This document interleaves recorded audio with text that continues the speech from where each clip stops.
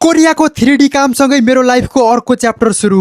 Hello guys, welcome back to my mini vlog. आज मेरो 365 day च्यालेन्जको 4 महिना पुरा भएको दिन। कोरियामा आएर पैसा कमाउनु त सकिन्छ, तर आफ्नो लागि टाइम निकाल्न चाहिँ एकदमै गाह्रो हुने रहेछ। दिनभरिको काम, शरीर थाक्छ, साँझ फर्किँदा आराम गर्न मन लाग्छ। तर यही रुटिनको बीचमा मैले आफ्नो लागि टाइम निकालेर च्यालेन्जको 4 महिना कम्प्लिट गरे। कहिले बिहान उठ्न मन लागेन, कहिले शरीरले साथ दिएन, तर पनि म आफैले आफैसँग गरेको बाचा पुरा गर्दै गएँ। कोरियामा काम गर्ने हामी मध्ये धेरैको रुटिन एउटै हुन्छ। बिहानदेखि बेलुकासम्म कम्पनीमा काम गरे अनि साँझ थाकेर रुम फर्कियो। कम्पनीमा 12 घण्टा काम हुँदाखेरि पनि मैले मेरो च्यालेन्ज छुटाइन। आज पनि मैले चेस्ट र ट्राइसेप्सको एक्सर्साइजहरू गरे। त्यस पछाडि फ्रेस भएर अब प्रोटिन शेक बनाउँछु। बिहानै उठेको भए पनि के गर्दा टाइम सकिहाल्छ। साँच्चै साथीहरू, कुनै दिन मोटिभेसनै हुँदैन, तर मलाई डिसिप्लिनले काम गराउँछ।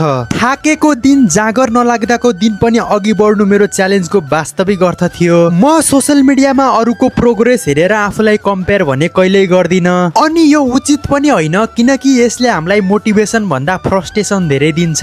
आज भोलि कम्पनीमा ओभरटाइम चलिरहेको छैन, सो मैले जिम गएर झ्याप्प मेम्बरसिप लिइहाले। साँच्चै भन्नुपर्दा यो मेरो लागि एकदमै ठुलो कुरा हो। 4 महिना अगाडि 365 डे च्यालेन्ज स्टार्ट गर्दाखेरि मलाई थाहा थिएन म यहाँ आइपुग्छु कि पुग्दिन भन्ने, अनि अहिलेसम्म मैले रुममै वर्कआउट गर्दै आएँ। भोलिदेखि जिमको इन्भाइरोमेन्टमा नयाँ सुरुवात गर्ने सोचिरहेको छु।